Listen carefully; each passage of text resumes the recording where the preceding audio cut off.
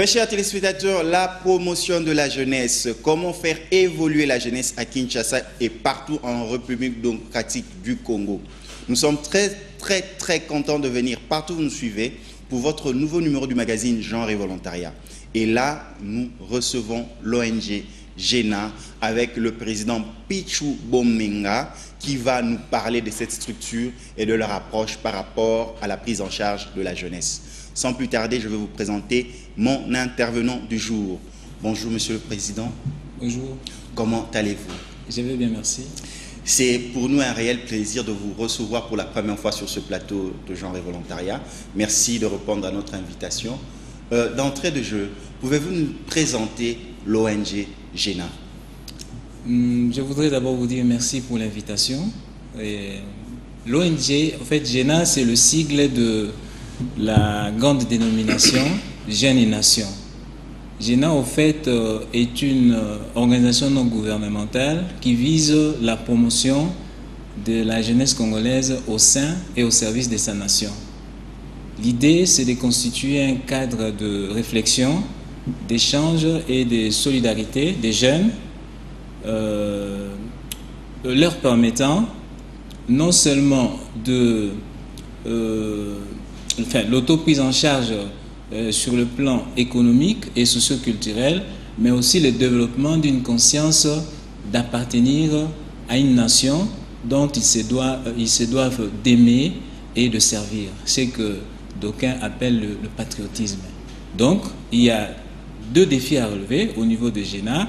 Le premier défi, c'est de relever, de répondre aux besoins d'ordre économique et socio-culturel par rapport aux jeunes. Mais le deuxième défi, c'est le développement de cette conscience-là d'appartenir à une nation dont nous avons l'obligation d'aimer et de servir. Monsieur le Président, où retrouvons-nous les adresses de l'ONG GENA? Nous sommes situés pour l'instant à Lemba Salongo, au numéro 20 de boulevard Lumumba. Donc, lorsque vous venez de la station Salongo, vous montez vers Bimsoum, juste en face du virage. Hein, il y a même un arrêt là qui porte le nom du virage. En face, vous voyez même une enseigne qui porte la dénomination Jeunes et Nations. Jeunes et Nations. Et comment est structurée votre ONG? Comment elle se structure, l'organigramme? D'abord, j'aimerais, dans la présentation de l'ONG, il y a des éléments que je n'ai pas évoqués ici. Allez-y. Qui me semblent importants, notamment le principe directeur de l'association, qui s'énonce comme suit: s'épanouir au sein de la nation, pour la nation, par la solidarité. Et comme je l'ai dit au début, au fait, nous sommes partis de l'observation que les jeunes, depuis un certain temps, les jeunes congolais en général et quinois en particulier, commencent à plier bagage. Je crois que vous l'observez il n'y a pas longtemps ici avec la loterie DV, tout ça. Tout le monde veut partir. Mais nous disons, mais pour nous, s'il y a un endroit où nous avons le droit, je vais dire, s'il y a un endroit où nous avons d'abord le droit de réussir, c'est dans notre propre pays. Parce que le Seigneur, le Dieu Tout-Puissant, nous y a fixé pour construire notre bonheur. Mais si nous quittons ce pays, nous allons laisser un vide. Or, la nature a horreur du vide. Ce sont les autres qui vont venir occuper nos places et faire de notre pays tout ce qu'ils veulent. Alors nous disons, nous allons construire notre bonheur ici. Voyager, oui, pour des raisons de curiosité, des raisons peut-être de solidarité internationale ou de recherche, il n'y a pas de problème. Mais s'il faut voyager pour fuir le pays, nous pensons que ce n'est pas ça la solution, parce que nous avons tous les atouts ici dans notre pays. J'ai toujours dit aux amis que tout ce que nous avons dans ce pays en termes de richesse, c'est un témoignage que Dieu nous veut un grand peuple, vous voyez. Mais il suffit seulement d'y réfléchir un peu plus profondément, de s'organiser pour que chacun trouve sa part. C'est pourquoi nous disons dans notre principe directeur, s'épanouir au sein de la nation, pour la nation. Donc il y a le souci aussi de servir la nation, puisque pour nous, la nation c'est notre mère.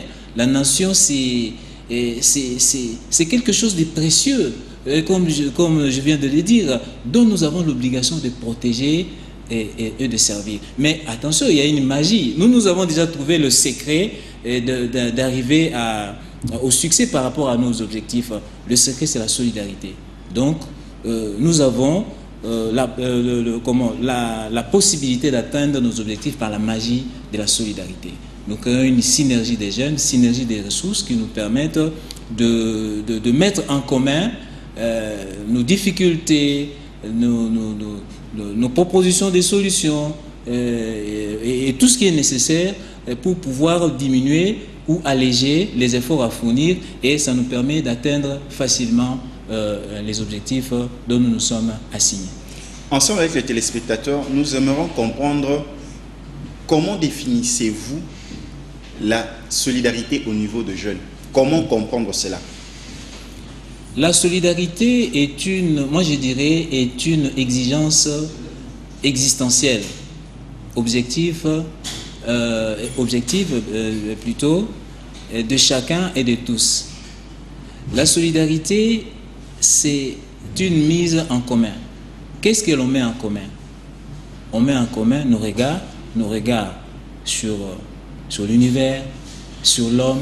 On met en commun nos difficultés, on met en commun nos peines, nos soucis, tout ce qui nous concerne, nos préoccupations, mais on met aussi en commun le résultat de tout ce que nous recherchons en termes de solutions. Donc, c'est une valeur d'interdépendance autour des objectifs clairement définis pour l'atteinte des objectifs bien précis. Vous voyez? Donc, pour nous, sans solidarité, rien ne peut exister. Parce que toute la nature s'est construite par la solidarité. Et même, nous voyons à l'échelle nationale ou internationale. Vous voyez, l'État, c'est une des preuves même de la solidarité. Et il y a des choses qu'on ne peut avoir que par la solidarité. Par exemple, la sécurité, la paix, et même les infrastructures. Vous voyez, le fait que l'État travaille, c'est-à-dire quand je parle de l'État comme pouvoir public, organise la société pour le bien de tout et chacun de nous, c'est une forme de solidarité. Et face à la crise qui assaille les jeunes Congolais, face à l'impasse dans laquelle se trouvent les jeunes Congolais, je crois que la solution magique, c'est la solidarité. C'est-à-dire la mise en commun de nos ressources pour nous alléger la tâche et atteindre ou satisfaire, si vous voulez, les besoins auxquels tout le monde aspire. Voilà. Passionné du magazine télévisé Genre et Volontariat, si vous nous prenez de cours, nous recevons pour vous le président de l'ONG de Jeunes et Nations, qui est en train de nous expliquer son approche de la solidarité ainsi que la jeunesse. Monsieur Pichou, les jeunes sont là, certaines difficultés. Vous avez parlé du DV Loterie. Maintenant, quelles sont les actions que GENA mène pour sensibiliser les jeunes à rester et être solidaires? Y a-t-il des activités? Vous leur formez à des métiers? Quelle est l'approche par laquelle vous vous y prenez pour pouvoir rendre effectivement ces jeunes solidaires à rester pour le bien-être du Congo? D'abord, il y a une question qu'on a survolée, à laquelle je n'ai même pas répondu, sur la structuration de notre organisation. L'organigramme, voilà. Donc, nous avons des organes centraux, mais aussi des organes de base. Au niveau des organes centraux, comme dans toute structure associative, nous avons l'Assemblée générale, les conseils généraux, la commission des contrôles et le secrétariat exécutif. Le secrétariat exécutif qui est l'organe d'exécution et de gestion quotidienne de l'association. Maintenant, puisque c'est l'exécutif qui gère l'association, il s'est doté des outils d'atteinte des objectifs de l'association, qui sont des départements, que nous appelons départements. Par exemple, nous avons plusieurs départements, dont notamment le département de l'éducation, formation et renforcement des capacités, département de ingénierie, conseil et emploi, département de la santé, environnement, ressources agricoles, département de... voilà, il y en a plusieurs, droits de l'homme, culture démocratique, ainsi de suite. Le jeune qui arrive ou qui adhère à l'association a le choix libre d'intégrer un de ces départements-là, selon ses capacités.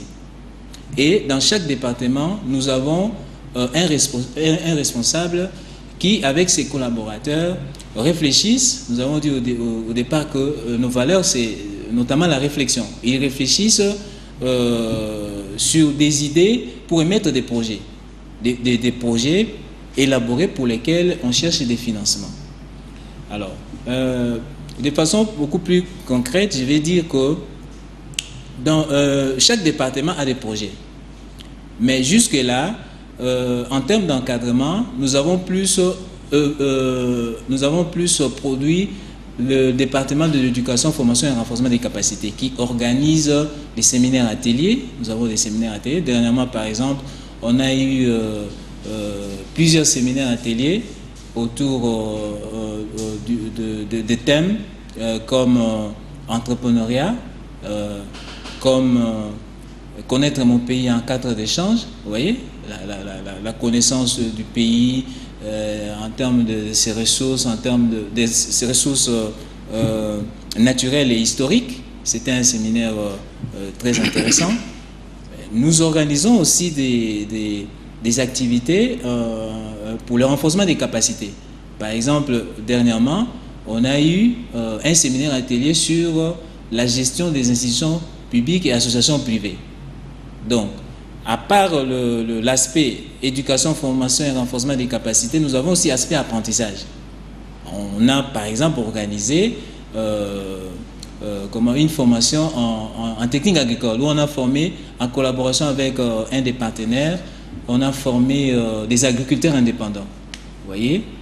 D'ailleurs, je vous informe qu'au niveau de l'association, dans le département des ressources agricoles, nous avons une concession agricole sur la route du Congo central, et avec la formation acquise dernièrement, où il y avait beaucoup de jeunes, notamment les jeunes de l'association, ils ont reçu les compétences nécessaires pour commencer l'exploitation agricole dans cette concession. Donc voilà un peu comment on essaye d'encadrer les jeunes. Il y a l'aspect éducation, formation et renforcement des capacités, mais aussi l'aspect apprentissage de métier. Il y a par exemple, ça concernait plus les jeunes femmes qui sont dans l'association, où elles ont eu à avoir une formation en préparation de lait caillé avec un monsieur qui s'y connaît bien, qui est même docteur en microbiologie. Et c'était très intéressant. Et à la fin de cette formation-là, le département de production économique et culturelle a élaboré un projet des productions économiques par rapport à cette formation. Donc, au moment où nous parlons, tout est en train d'être mis en place pour que bientôt nous ayons des productions de lait caillé avec la marque Géna. Voilà. Ça, c'est une bonne initiative. Oui. Président, les jeunes, il y a d'autres jeunes qui viennent de l'étranger, notamment nos frères expatriés que nous aimons beaucoup, qui viennent au Congo sans rien, mais ils émergent. Mais vous dites aux jeunes, vous pouvez rester pour émerger. Maintenant, quelles sont les limites ou bien les obstacles qui freinent les jeunes à mieux s'exprimer, enfin d'émerger?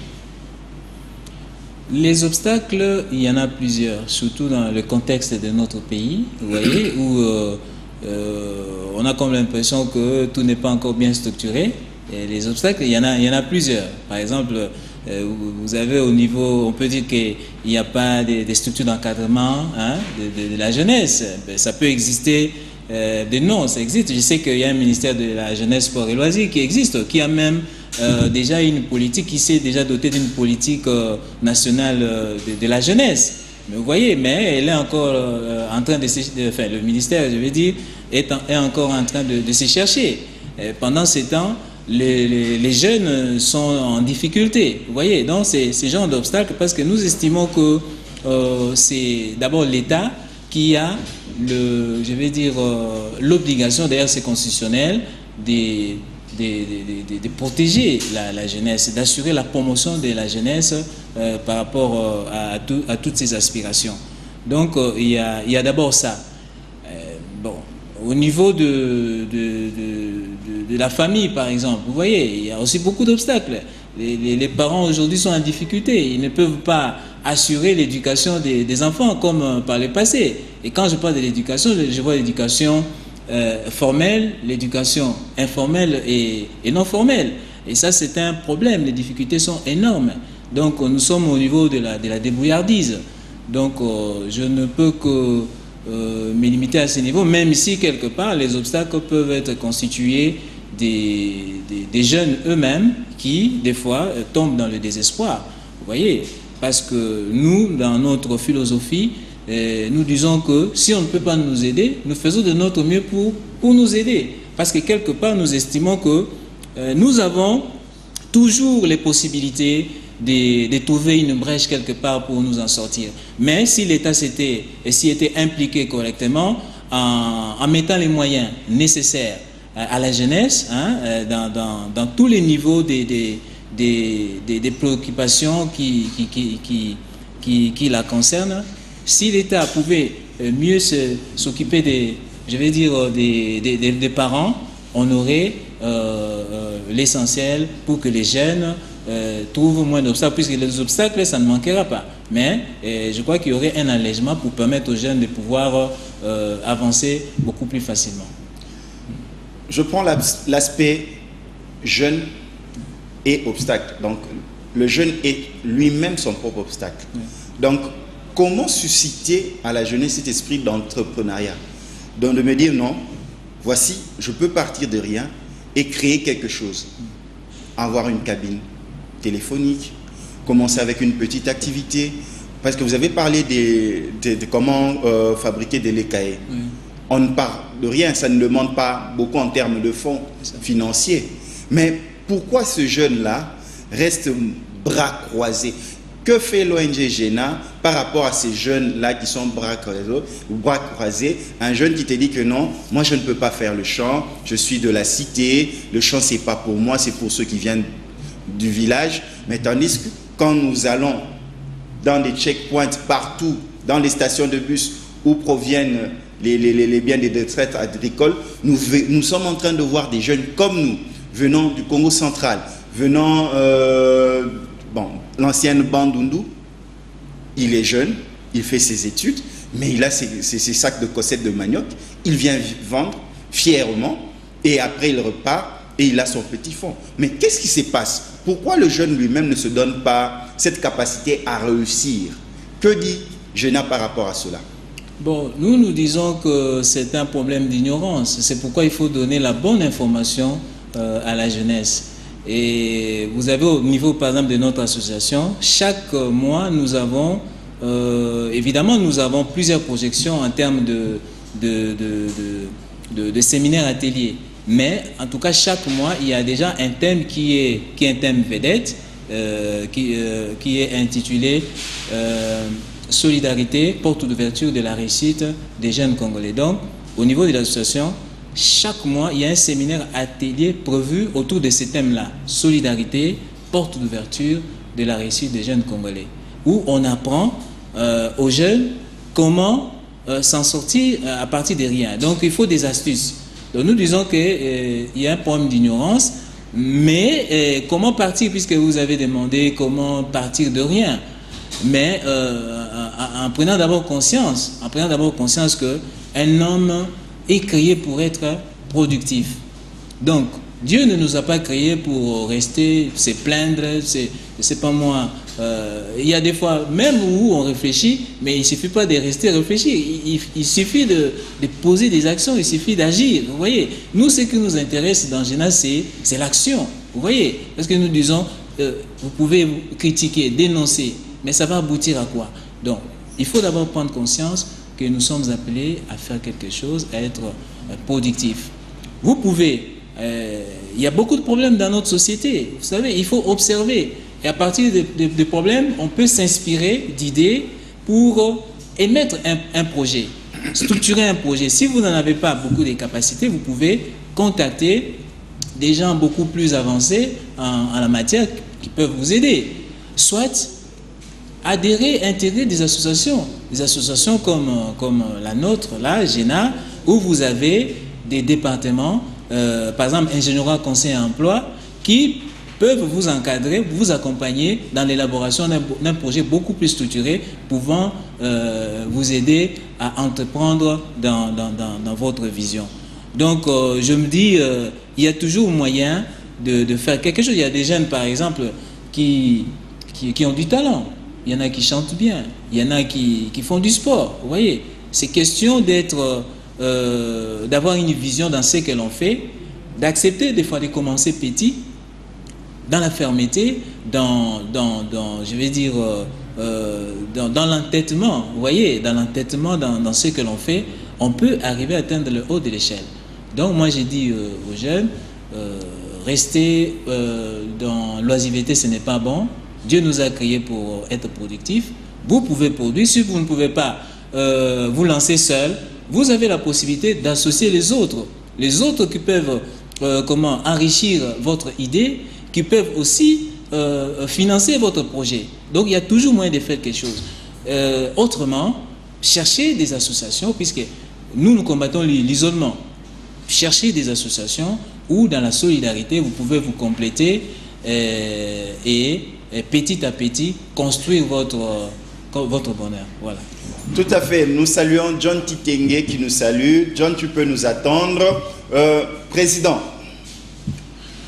nous voici dans la deuxième phase de notre rencontre, notre entretien, notre échange. Président, l'ONG GENA existe il y a combien de temps qu'elle fait ses activités à Kinshasa comme en République démocratique du Congo? L'ONG GENA existe depuis 2014, mais elle a été, je vais dire, beaucoup plus sur le terrain en 2015, donc fin 2015. Donc vous comprenez que nous sommes une ONG jeune qui se cherche encore, mais qui a beaucoup d'ambition. Voilà, donc voilà ce que je peux dire par rapport à l'existence de l'ONG. Et là, qu'est-ce que vous avez déjà fait concrètement? Qui vous accompagne? Qui sont vos partenaires? Bon, jusque-là, nous avons la plus grande ressource, c'est nous-mêmes. C'est nous-mêmes. Il faut quand même reconnaître que jusque-là, nous sommes une centaine de membres. Et vous voyez, par la magie de la solidarité, nous arrivons à nous cotiser pour avoir le peu de moyens pouvant nous aider à poser des actes qui sont quand même intéressants sur le terrain.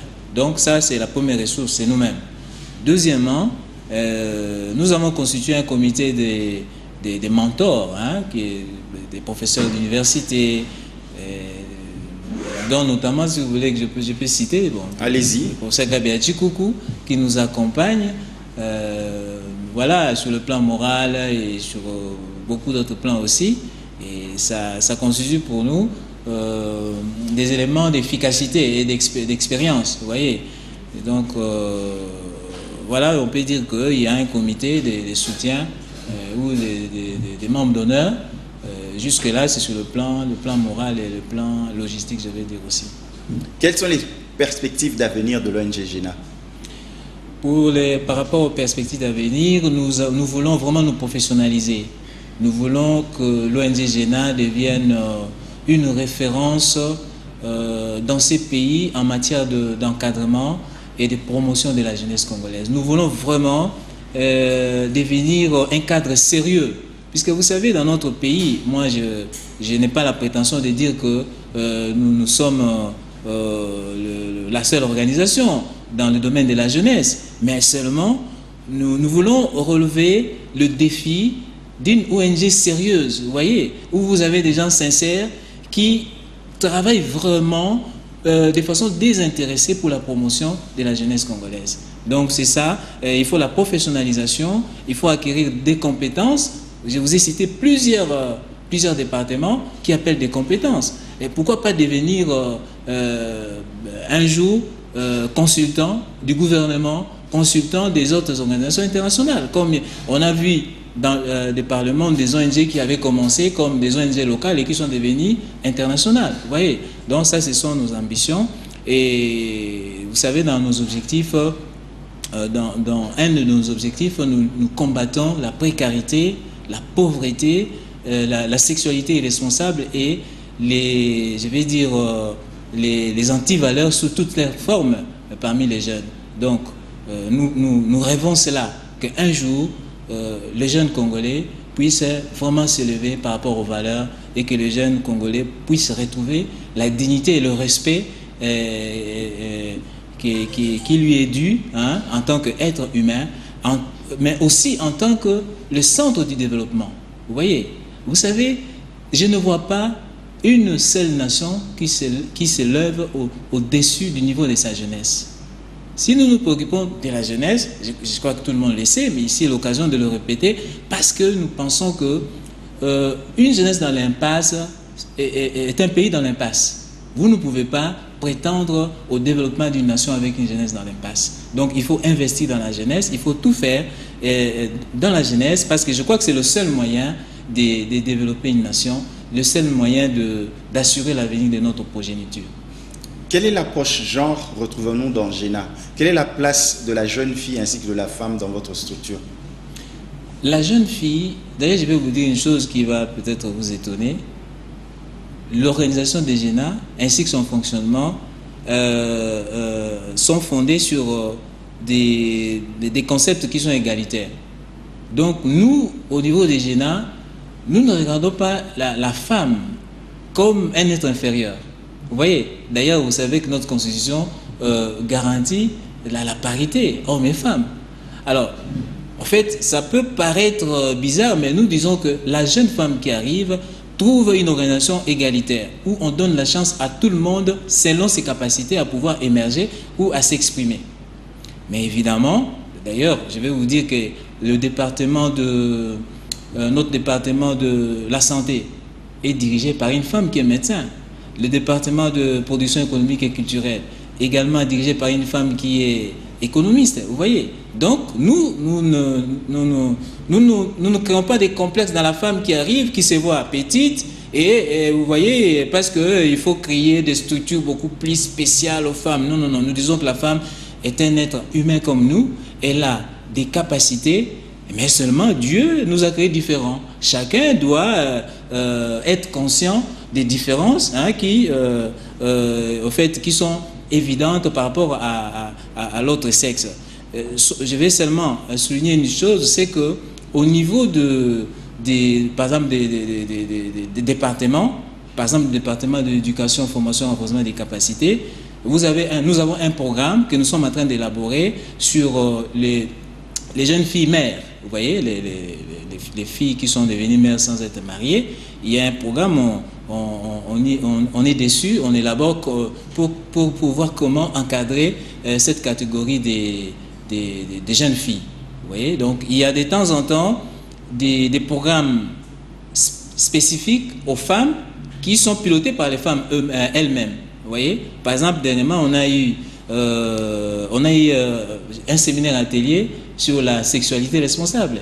C'est une femme d'une église qui nous avait proposé cela, et au niveau de notre siège, elle avait réuni les jeunes filles de notre association et celles qui ont été invitées. Vous voyez, donc quand il y a des problèmes spécifiques, pas seulement qui concernent la femme, mais qui concernent aussi les hommes, et il y a des départements qui s'en occupent et le problème est réglé. Mais il n'y a pas en soi une politique spéciale pour la femme, non, puisque nous estimons que la femme est un être humain à part entière et qu'elle peut se retrouver partout où elle veut selon ses capacités. Un dernier mot pour clôturer notre entretien de ce jour. Je pense que ça ne sera pas le dernier. c'est le souhait. Et merci pour déjà la prochaine invitation. Je vais dire que... Je vais m'adresser aux jeunes Congolais en général et Kinois en particulier, pour leur dire que nous devons être au-dessus de la misère, au-dessus des souffrances et de la peur. Nous avons en nous les atouts nécessaires pour pouvoir nous démarquer et construire notre histoire. Je vais dire que si vous ne pouvez pas évoluer seul, cherchez à vous associer à une autre personne ou adhérer à une association qui a des visions de la promotion de la jeunesse. Nous sommes là, notre cadre est mieux indiqué pour vous accompagner dans votre épanouissement. À l'État, nous disons que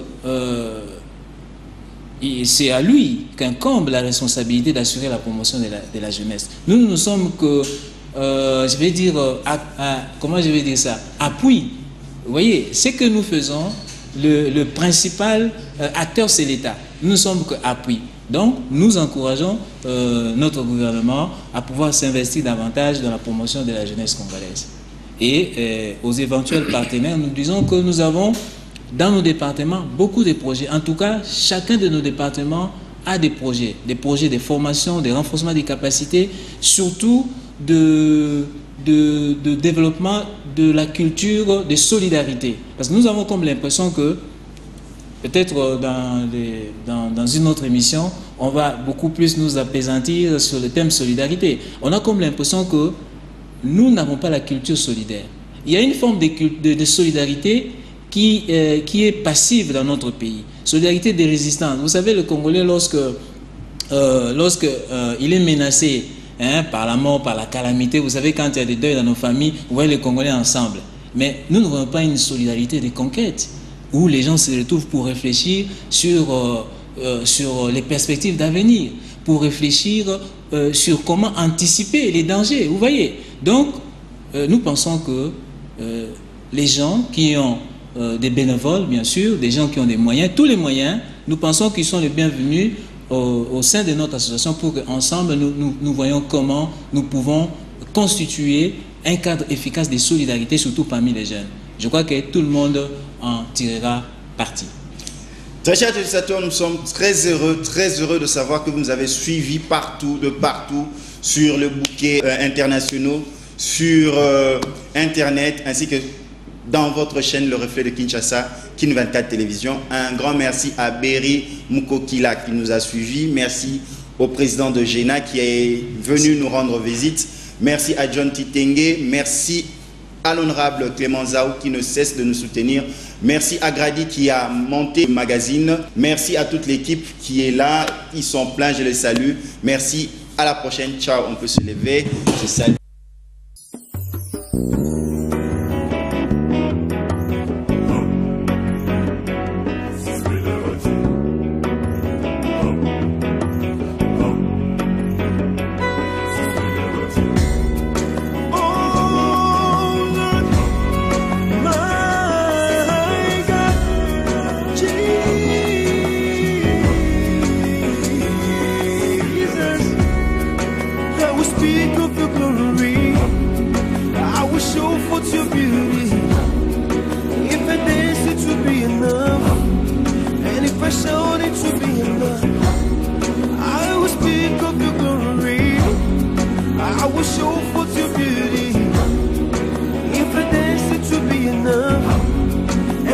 Showed it to be